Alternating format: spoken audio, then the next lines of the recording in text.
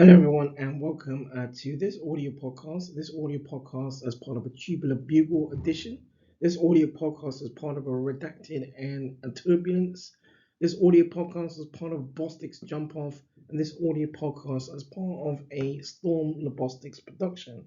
So, in this audio podcast, as part of this edition or this sort of series, this audio podcast will go into will delve into some of the issues and complications in regard to sort of the in around sort of as part of the sort of the process the process or processes for graduate or mature applicants applicants in sort of mature applicants who, for example, sought to study medicine or sought to study medicine, and sort of reflecting back on the NHS National Health Service principles.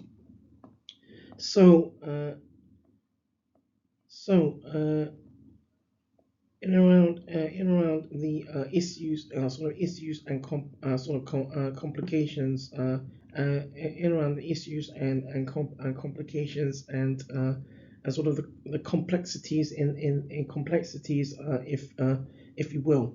So traditionally or retrospectively, in both the United States and in Canada, medicine is read at postgraduate level. In the United Kingdom, graduate entry programs, graduate entry programs have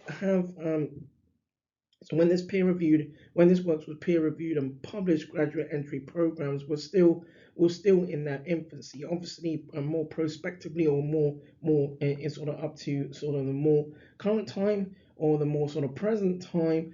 Graduate entry programs have been sort of um, uh, have been sort of around for some years. So in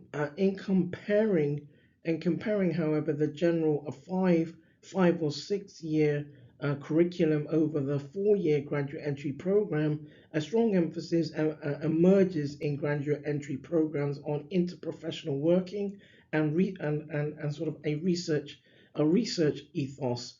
The current application process is not transparent enough and actually seems to ignore the graduate and mature candidate as having any of the requisite qualities at all.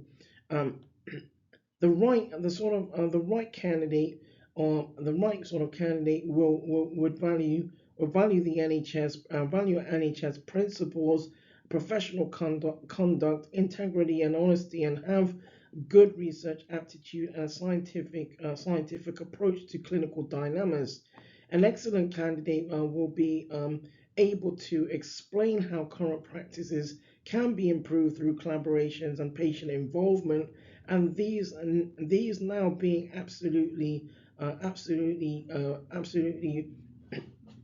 sort of crucial, critical in health in around sort of the health practice, healthcare and health practice context.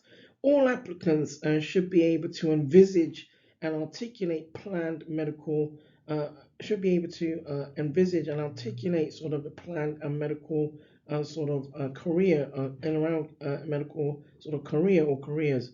Tests tests might be implemented to give a more accurate sort of picture of whether a graduate would be a good doctor or medic or a physician, other than by assessing by assessing academic achievement at, for example, and again, for example, where currently where the process or sort of compares the secondary school leavers graduate applicants. So admission tests for graduate and mature applicants are currently deficient because medical admissions panels may overlook the minority, may overlook sort of the minority of candidates or candidates in this group who would make very good doctors. So the UCAS system does not give mature applicants the opportunity to express attributes in full, and especially where proficiency are demonstrated as actual competency indicators. This is one of the many reasons why potentially bright, aspiring graduate and mature applicants find it challenging to get themselves sort of recognized. And it is important at the same time that it is important and sort of a challenge, a challenge to devise a system which recognizes the existence of graduate and mature applicants who value the impact of collaborations in medicine and how best to achieve excellence in patient care. So open-minded medical admissions panels should be on the lookout for such applicants. Admissions criteria should reflect sort of a balance in the assessment of academic effort, experience, and consistency. The current process, including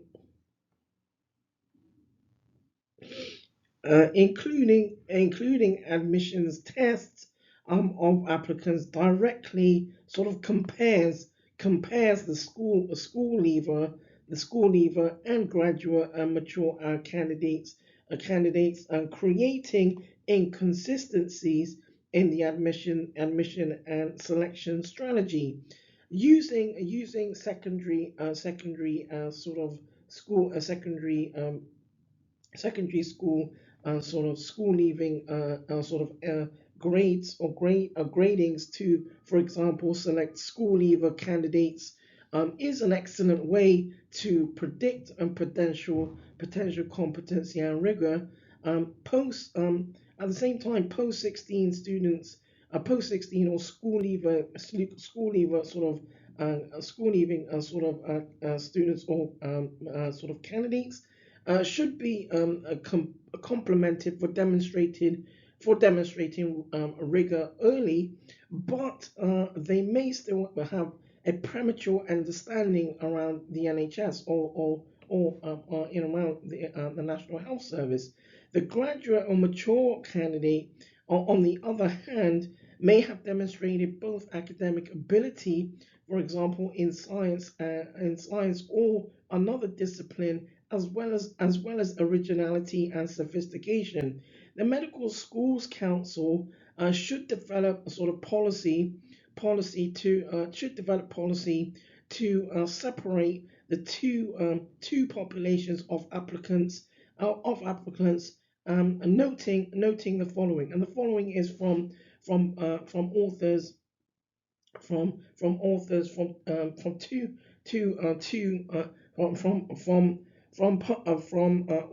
in two sort of published works. So number one, an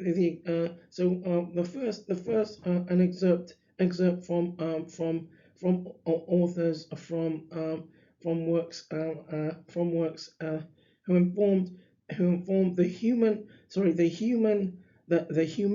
humane physician can be characterized by four distinct qualities: technical competence, humanistic attitude, knowledge of humanistic concepts, and humanistic behavior.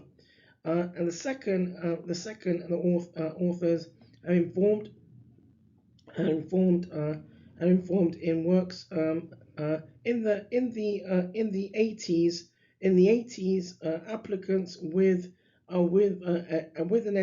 an education in humanities were thought to be a good way of developing more compassionate physicians. And so two application processes are required which robustly and separately justify sort of justify the entry criteria. In effect, the present application and selection criteria thus needs to reflect back on what the NHS back on what the NHS principles and actual selection process based on should be based on, and how the sort of criteria should reflect back on sort of NHS again sort of NHS sort of main sort of values. That draws this audio podcast to a close. This audio podcast is part of a Tubular Bugle edition. This audio podcast as part of a Redacted and Turbulance. This audio podcast is part of a Bostics Jump Off. And this audio podcast is part of a Storm Bostics production.